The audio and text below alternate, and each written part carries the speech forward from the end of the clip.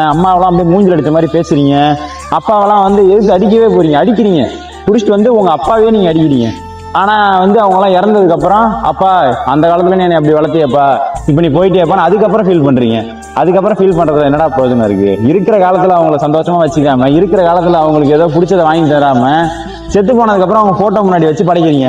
அப்பா அப்பாவுக்கு வந்து இந்த வடைனா ரொம்ப பிடிக்கும், அப்பாவுக்கு வடை எடுத்து வைங்க, அப்பா அதுல டேய் போட்டோல இருந்து அந்த இடத்த சாப்பிட போறாரு, இருக்கிற காலத்துல வாங்கி கொடுறா, இருக்கிற காலத்துல வாங்கி கொடுத்தனா அதையாவது அவர் சாப்பிட்டு பார்ப்பாரு. அதெல்லாம் பண்ண மாட்டீங்க. அந்த போட்டோல மந்தா காட்டுறது, அப்பா செத்ததுக்கு அப்புறம் நல்லா மோளத்தாளெல்லாம் வச்சு வெடி வச்சு கிளப்பி இட்டு போயிட்டு அவர் அடக்கம் பண்றதுல ஆடம்பரத்தை எதிர்பார்க்குறீங்க. ஆனா வாழ்ற காலத்துல அவருக்கு ஒரு 5 ரூபா பிஸ்கெட் கூட வாங்கி தர மாட்டீங்க. நடா உலகம் இது. இந்த உலகத்துல சிறந்த அன்பு அப்படின்னா தாய் தகப்பன் தான். அதை தவறி எதுவுமே கலப்படம் இருக்காது. அவன் கொலையே பண்ணிட்டு வந்தாலும் என் பிள்ளை நல்ல பிள்ளைன்னு சொல்லுவாங்க. அவன் திருட்டு வந்தாலும் ஐயோ என் பிள்ளை தெரியாம பண்ணிட்டேன்னு. அவன் அடிச்சுட்டு ஐயோ தெரியாம அடிச்சு மன்னிச்சிருங்க அப்படின்னு. அவன் அசிங்கப்படுத்தி பேச எவன ஏன்டா பேசுற, என்ன பேசுறது மாதிரி இருக்கிறா அப்படி எல்லாத்துக்கும் முன்னாடி நிற்பாங்க. பயம் இருக்காது. உன்னை அடிக்க வர முன்னாடி நிற்பாங்க. அடிப்பட்ட என்ன வழி இருக்கும்? ஒருத்தர் குத்தம் வந்தாலும் முன்னாடி நிற்பாங்க. இதுதான் தாய் தகப்பன். அந்த தாய்க்கு பாசத்துக்கு முன்னாடி எதுவுமே கிடையாது. இந்த உலகமே தூசி.